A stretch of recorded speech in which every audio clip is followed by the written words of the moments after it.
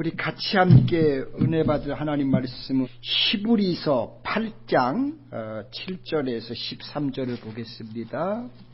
저 첫 언약이 무음하였더라면 둘째 것을 요구할 일이 없었으려니와 그들의 잘못을 지적하여 말씀하시되 주께서 이르시되 볼지어다 날이 이르리니 내가 이스라엘 집과 유다 집과 더불어 새 언약을 맺으리라. 또 주께서 이르시기를 이 언약은 내가 그들의 열조의 손을 잡고 애굽 땅에서 인도하여 내던 날에 그들과 맺은 언약과 같지 아니하도다.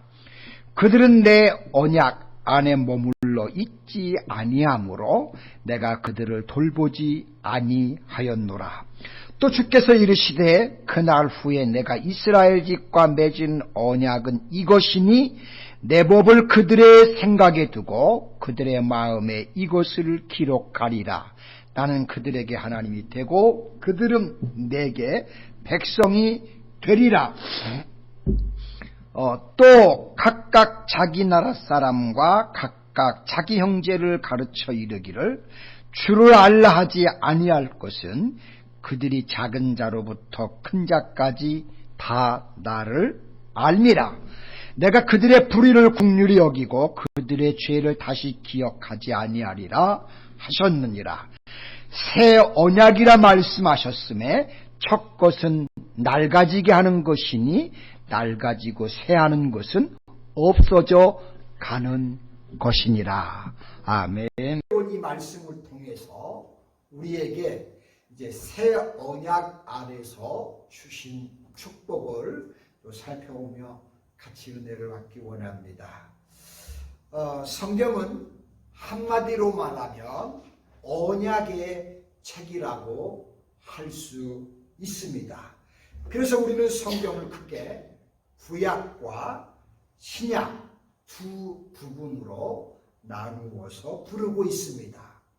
이러한 사실은 성경 전체가 즉 66권이 하나님께서 우리 택한 백성들과 맺으신 구원의 언약 즉 약속으로 이 안에 가득 차 있기 때문입니다. 그리고 그 최초의 언약은 아담과 하와를 유혹한 뱀, 즉 사탄을 향한 하나님의 저주 가운데서 사실 나타납니다. 좀 안타까운 부분이죠.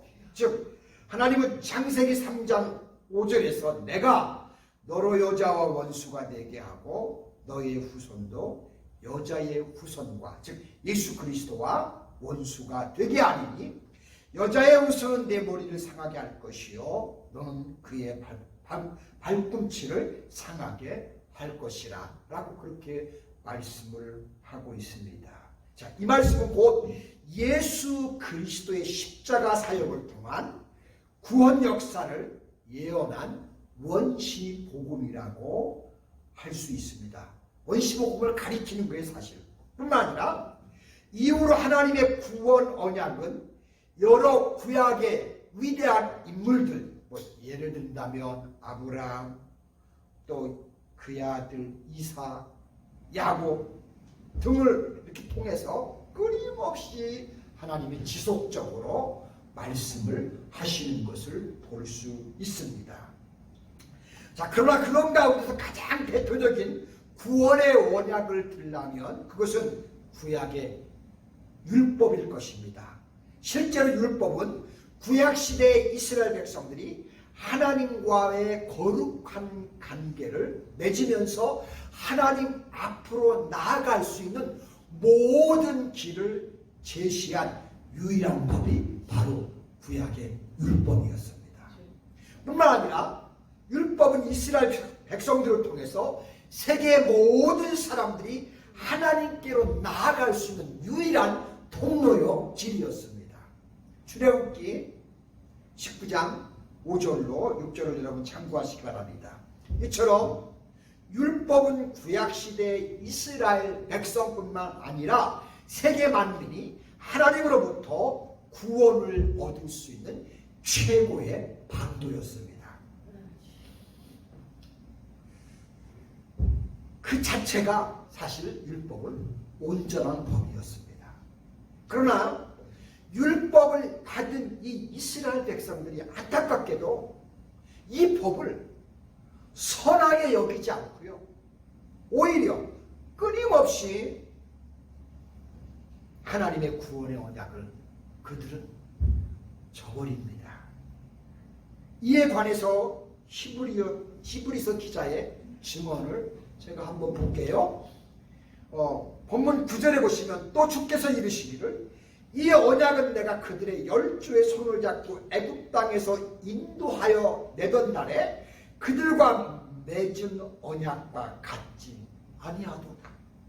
그들은 내 언약 안에 머물러 있지 아니하므로 내가 그들을 돌보지 아니하였노라. 하나님이 그렇게 말씀하십니다. 하나님이 그 완벽한 언약을 주시고 그 언약 안에서 인도해 주시는데 오히려 이스라엘 백성들이, 하나님의 자녀들이 그 언약 안에 머물지를 알면서 자기들이 멋대로 했다는 것입니다. 여기서 보아 알듯이 저희와 맺은 언약과 같이 아니하도다. 이 말은요, 이스라엘 백성들이 끊임없이 하나님의 뜻을 저버리고 반역했다는 뜻을 나타내는 말이에요. 더 이상 그렇기 때문에 율법이 온전하거나 무음한 법이 될 수가 없었다는 겁니다. 그렇게 완벽한 걸 주었는데도 불구하고 계속 이거를 어기니까요, 이건 좋은 흠없는 법이 될 수가 없게 되고 말았던 겁니다. 이러한 사실은 그저 이스라엘 백성들이 한두 번 하나님께 범죄했다면 큰 문제가 안 되는데요, 끊임없이 범죄함으로써 그 율법이 오히려 무익한 것이 되어버렸고요. 또 이스라엘 백성들은 그러다 보니까 범죄가 아주 상습적이고 지속적이고 계속해서 주님의 언약을 파기하는 이런 일들을 그들은 보여주었습니다. 아무튼 그 결과 율법은 더 이상 이스라엘 백성이나 세계 만민을 구원할 수 있는 효력을 상실하게 되고 말았습니다. 벵겔이라고 하는 신학자가 그렇게 지적을 합니다. 이런 이스라엘 백성들이 하나님의 언약 안에 머물러 있지 않는 당연한 결과를 가져왔다는 겁니다. 그래요, 하나님의 법을, 하나님의 말씀을 팽겨치면 결국은 우리는 하나님이 약속하신 그 언약에 머무를 수가 없어요. 사랑하는 우리 노스캐롤라이나 하나님께 성도 여러분, 적어도 우리는 끝까지 주님의 말씀을 붙들고 그 언약들을 기억하면서 그 안에서 살려고 몸부림치고 애쓰면 우리는 다 구원받습니다. 우리는 다 하나님 나라에 이릅니다. 저는 우리 노스캐롤라이나 하나님께 성도들이 많고 적고냐 그게 문제가 아니고, 우리는 끝까지 말씀 붙들고 신앙 안에 살면 우리는 승리하게 되고 하나님 나라의 백성이 되고 거기에 머물러 있게 된다는 사실입니다. 나는 우리 온 성도님들이 그 자리에 있기를 소망합니다. 저도 마찬가지고요. 자, 그러나 로마서 11장 29절에 보시면 하나님의 은사와 부르심에는 결코 후회하심이 없다고 바울 사도께서 고백한 것처럼 하나님께서는요, 당신의 백성들을 향한 구원의 언약, 그분은 절대 결코 버리지 않고 잊지 않으신다는 사실입니다. 그 결과로 주어진 것이 바로 뭐냐? 그게 새 언약이에요. 그것은 바로 오늘 본문에 언급된 말씀입니다. 그렇다면 여러분, 이 새 언약 가운데 나타난 하나님의 구원의 은총은 과연 뭘까요? 첫째, 새 언약은 각 개인의 마음에 새겨주셨습니다. 오늘 본문 10절 말씀 보시면 주께서 이르시되 그날 후에 내가 이스라엘 집과 맺은 언약은 이것이니 내 법을 그들의 생각에 두고 그들의 마음에 이것을 기록하리라. 하나님은 이제 성경을 통해서 우리 마음에 하나님 말씀을 여기에 기록하게 해주셨다는 겁니다. 나는 그들에게 하나님께서 나는 그들의 하나님이 되고 그들은 이제 내 백성이 되게 하려고 하나님은 그렇게 하셨다는 겁니다. 아멘? 놀라운 일이 아닐 수 없습니다. 자, 이 말씀을 통해서 주님께서는 내 법을 그들의 생각에 두고 우리의 생각에 두고라고 하셨습니다. 이것은 새 언약, 즉 복음이 율법처럼 어떤 민족이나 집단을 상대로 주어지는 게 아니라 이제는 예수님이 각 개인에게 우리 하나하나에게 상대해서 우리에게 이 놀라운 복음을 주셨다는 겁니다. 아멘. 처음에는 이스라엘 민족에게 그냥 단체로 이렇게 했지만 하나님이 그렇게 하지 않고 이제는 각 사람 한 사람에게 예수님을 믿게 하고 그래서 각 사람에게 하나님의 은혜를 다 주었다는 겁니다. 아멘. 놀라운 거예요. 또한 그들의 마음에 은혜를 줄 뿐만 아니라 하나님의 말씀을 마음에 기억하리라. 내가 하나님이 우리 마음에 하나님 말씀을 아주 기억하게 하시겠대요. 여러분, 옛 언약 돌판은 어디다 새겼죠? 십계명은 돌판에 이렇게 새겨졌다고 분명 구약은 그렇게 말합니다. 그런데 이제 이번에는 새 언약은 돌판에 새기는 게 아니라 우리 성도님들 각자 개인의 삶 가운데 우리 마음에 새기신다는 겁니다. 아멘. 이는 새 언약은 옛 언약과는 철저하게 다르다는 영적이고 내적인 속성을 지니고 있다는 것을 우리에게 교훈해 준 겁니다. 그렇다면 새 언약이 영적이고 내적인 신령한 법이라는 말, 과연 이게 진정 어떤 의미일까요? 어떤 뜻일까요? 첫째는 새 언약은 양심을 통제하는 양심의 법이라는 겁니다. 양심의 법이라는 겁니다. 자, 옛 언약 율법은 인간의 외적인 행위를 통제하는 법이었어요. 따라서 율법 아래서 인간의 양심은 아무런 문제가 되지 않았고 다만 이스라엘 백성들은 외적인 의식을 즉 규정한 율법을 거역하지 않으면 절대 범법자가 되지 않고 정죄를 받지 않았었어요. 그러나 새 언약은 뭐냐? 사람의 외적인 행위가 아니고요. 궁극적으로는 인간의 행위를 좌우하는 양심에 관심을 하나님이 두게 하신 겁니다. 행위로는 안 되는 걸 하나님이 알았어요. 그래서 하나님이 우리 인간 마음속에 있는 이 마음을 통해서 하나님이 다시 하신 겁니다. 우리는 이러한 신뢰를 예수님의 교훈에서 발견할 수가 있습니다. 예를 들어 형제를 미워하는 자는 뭐라고 하시죠? 야, 네가 저서 형제를 미워했냐? 그러면 이미 너는 살인한 것과 같다라고 말씀합니다. 마태복음 5장 21절 22절을 여러분 참고해 보세요. 또 심지어는 이렇게 아름다운 여인을 바라보면서 마음에 음욕을 품었다. 하나님은 그 자체를 음행한 것으로 동일시 여겼습니다. 마태복음 5장 27절로 28절에 분명히 그런 성경의 구절들이 있습니다.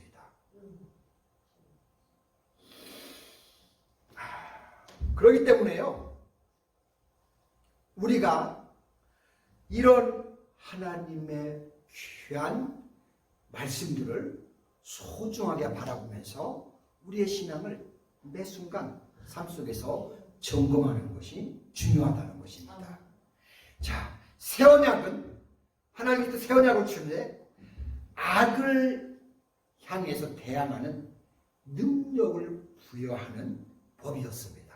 즉, 새 언약은 뭐냐면 인간 양심을 통제하는 거예요. 그래서 그렇기 때문에 그 새 언약은 범죄를 예방하는 강력한 능력이 그 안에 담겨 있었습니다. 실제로 악한 행위는 악한 마음에서부터 시작돼요.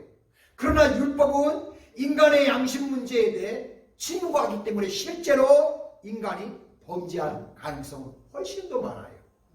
반면에 새 언약은 뭐냐면 사람의 약한 마음조차도 범죄하는 것을 하나님이 포괄적으로 알기 때문에 새 언약 아래서는 하나님이 그런 마음을 제거해 주시고 거기에 선한 마음을 가질 수 있도록 우리 마음에 하나님이 그때부터 역사를 하신 겁니다.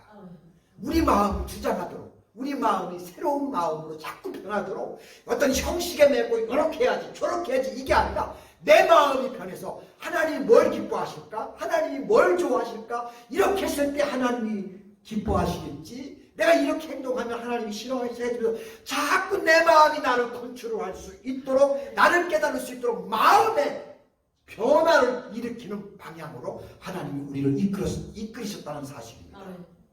그 이유는 성령의 인도하심 속에서 잘 시행할 수 있도록 하나님이 역사하신 겁니다.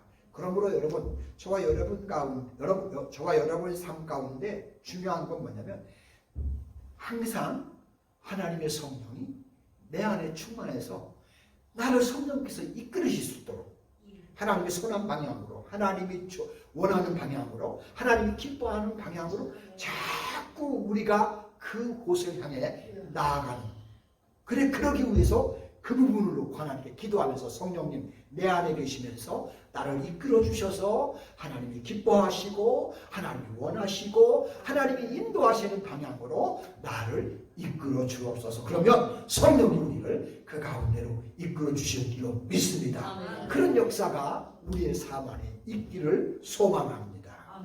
두 번째는 하나님 그러면서 이제 새 언약을 만민에게 주십니다. 만민에게 주셔요. 본문 11절에 보시면 또 각각 자기 나라 사람과 각각 자기 형제를 가르쳐 이르기를 주를 알라 하지 아니할 것은 그들은 작은 자로부터 큰 자까지 다 나를 알미라라고 하십니다. 자, 이 말씀에서 각각 자기 형제라는 말씀이 나오는데요. 실제로 이 원문에서는 자기 백성, 자기 민족을 일컫는 말입니다. 따라서 11절 말씀은 새 언약의 시대에는 더 이상 자기 나라 사람이나 자기 민족에게 하나님에 대한 지식을 이제는 전하지 않아도 된다는 겁니다. 자, 이 말씀은 문자 그대로 새 언약 시대에는 주님의 복음이 새 언약을 전파하지 않아도 된다, 그런 뜻이 아니고요. 새 언약 시대에는 더 이상 주님의 복음을 직접 전하지 않아도 세계 만민 누구나 다 새 언약을 하나님이 알 수 있도록 이 주님의 복음이 온 세상에 편만하게 될 거라는 겁니다. 실제로 지금 그러잖아요. 온 세상이 거의 이제는 복음이 안 들어간 곳이 거의 없어요. 거의 모든 나라에 지금 복음이 전파되고 있습니다. 실제로 옛 언약 시대는 단순히 이스라엘 민족에게만 제한적으로 주어졌습니다. 그러나 이제 새 언약의 시대에 이르러서는 이 하나님의 언약, 이 복음이 모든 민족을 초월해서 세계 모든 민족, 백성들에게 누구나 들을 수 있는 제한적으로 들을 수 있는 게 아니라 무제한으로 모두니까 다 들을 수 있는 이런 복음으로 바뀌었다는 사실입니다. 그래야 이제는 불신자들조차도요, 구원의 언약의 성취자이신 예수 그리스도의 복음을 그 사람들이 이제는 부인할 수가 없습니다. 실제로 사도행전 4장 16절에 보세요. 이 사람들을 어떻게 할까? 그들로 말미암아 유명한 표적이 나타난 것이 예루살렘에 사는 모든 사람에게 알려졌으니 우리도 부인할 수 없도다라고 그렇게 고백을 하는 것을 보게 됩니다. 그래서 시브리서 기자는 이런 복음의 보편적이고 편만한 성향을 일컬어서 오늘 본문 11절 끝에서 그들이 작은 자로부터 큰 자까지 다 나를 알리라. 이 땅의 모든 사람들이 다 예수 그리스도를 알게 되더라, 그런 말입니다.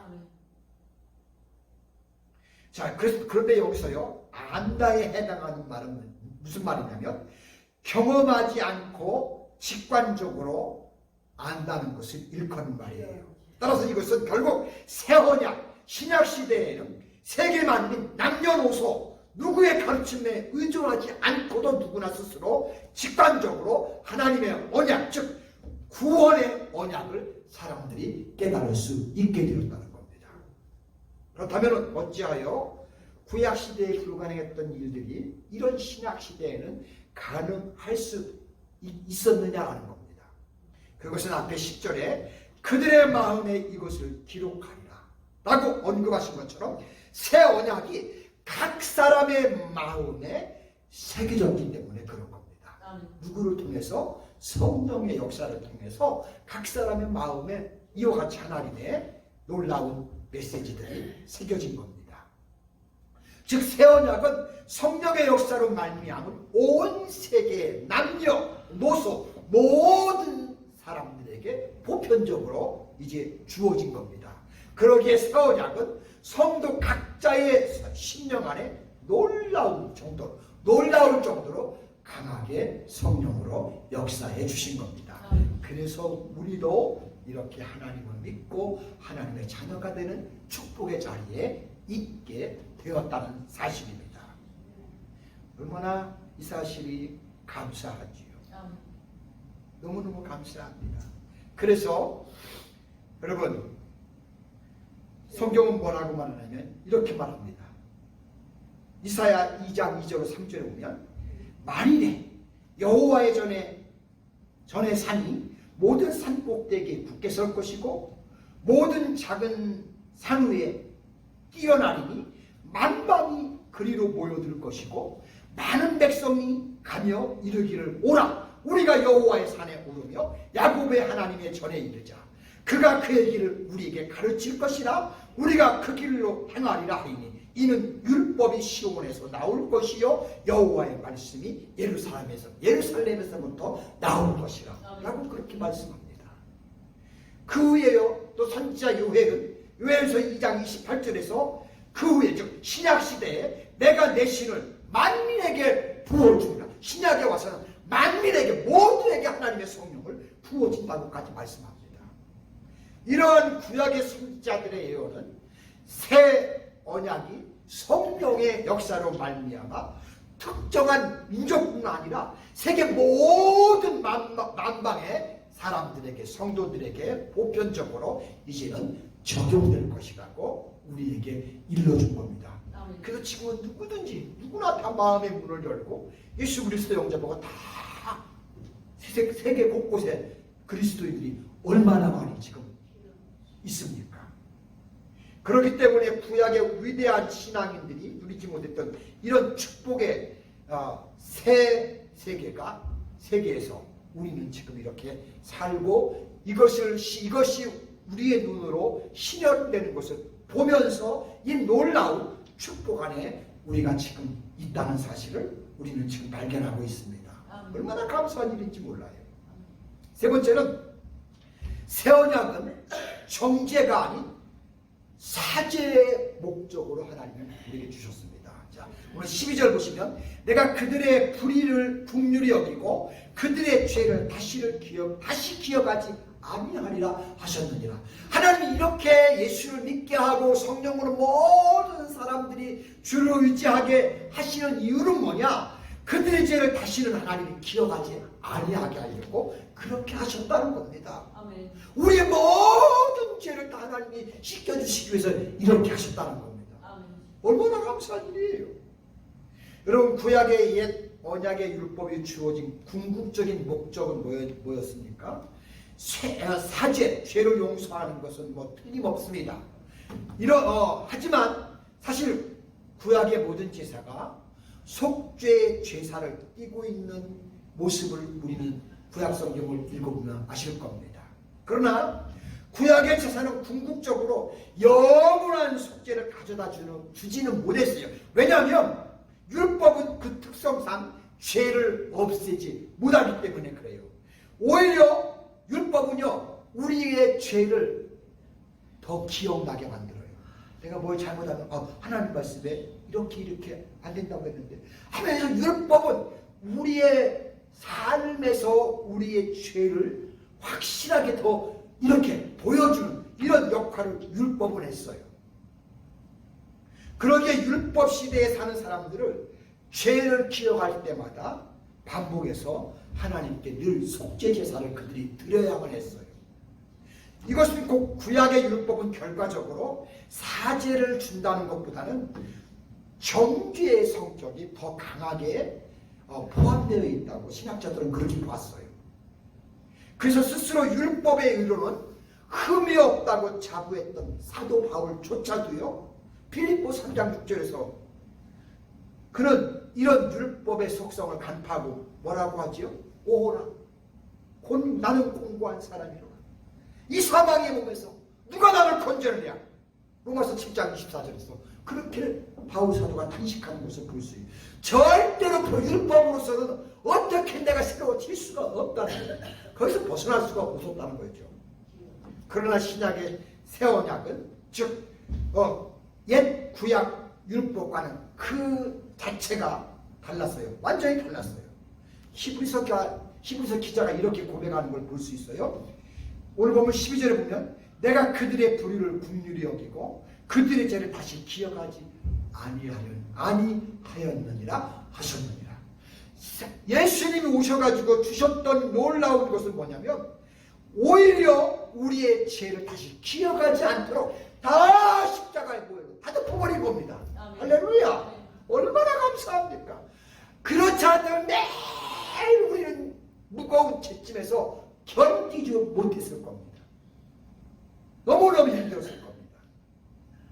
우리는 더 이상 죄를 범하지 않는 성결하고 거룩한 그런 신적인 존재가 됐다는 의미가 아니고 이제는 성도들에게 하나님의 새 언약 시대에 예수 그리스도를 통해서 우리의 모든 죄를 다 그분이 대속해 주심으로써 우리의 연약함도 관과해 주시고 더 이상 우리에게 죄값도 묻지 않으셨다는 겁니다.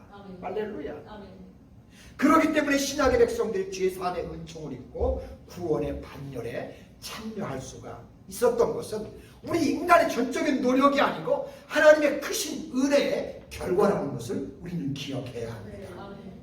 그렇다면 어떻게 이런 일이 가능할까요? 공의롭고 거룩하신 하나님께서 우리 성도님들을 위해 놀라운 구원의 법을 세워주셨어요. 그것이 바로 십자가로서 십자가의 도로 그렇게 하셨습니다. 공의로우신 하나님께서는 세상 모든 인류의 죄를 단번에 속하실 수 있는 길을 마련하셨어요. 그것이 예수 그리스도의 십자가의 놀라운 사건입니다. 하나님은 독생자이신 아들을 만민의 속죄 제물로 십자가에 죽게 하신 겁니다. 그리고 그 그리스도를 대속사역, 그리스도의 대속사역을 믿고 의지하고 그것을 받아들인 모든 사람에게 하나님 모든 죄를 사하시는 은혜를 허락해 주신 겁니다. 바로 이것이 새 언약이고 이게 복음이고 이것이 구원의 도리인 것입니다. 하나님은 바로 이 언약에 의지하여 모든 사람들의 죄값을 다 더 이상은 묻지를 않으셨습니다. 그렇다면 여러분 이게 얼마나 놀라운 축복이고 얼마나 큰 은혜입니까? 그러므로 이제 우리는 예수 그리스도 안에서는 결코 정죄함이 없다고 바울 사도가 로마서에서 말씀하신 것처럼 우리는 분명한 확신을 가지셔야 됩니다. 예수 그리스도 안에 있는 사람들은 결코 정죄함이 없다 하는 것을 항상 기억하고 있어. 내가 그런 사람이다. 물론 우리는 죄 짓고 살 때가 수없이 많지만 예수 그리스도께서 보혈의 피로서 그것을 씻어서 계속 이 역할을 하셨기 때문에 우리는 그 피의 놀라운 공로로 그 죄에서도 여전히 자유하면서 이렇게 하늘나라를 바라보면서 살 수 있는 놀라운 축복의 생명이 되었다는 거 이거 기억하시면서 우리 노스캐롤라이나 한인 성도님들은 이 주님과 끝까지 그렇다면 함께 동행하면서 승리의 길을 걸어가셔서 마지막 하나님 나라의 영생의 자리에 우리 함께 다 함께 하시는 그런 축복의 자리에 있으시기를 주님의 이름으로 축복합니다. 기도합니다. 하나님 고맙고 감사합니다. 우리 하나님께서 이처럼 우리를 새 언약 안에서 예수 그리스도 안에서 다시금 아버지 새 나라의 일꾼으로 하나님 이렇게 세워주신 그 은혜의 영광과 감사와 찬송을 드립니다. 여전히 부족하고 여전히 미약하고 여전히 아버지 흠많지만 그러나 예수 그리스도의 놀라운 그 은혜를 통해 여전히 우리가 하나님의 자녀의 자리에서 무너지지 않고 끝까지 이 길을 향해서 걸어갈 수 있다는 사실 주께 감사드리고, 마지막에 아버지 우리 노스캐롤라이나 하나님께 온 성도님들이 그 나라에서 함께 또한 같이 하는 그런 영광의 자리에 우리 모두가 있도록 축복하여 주옵소서. 감사드리고 예수님의 거룩하신 이름으로 기도드립니다. 아멘.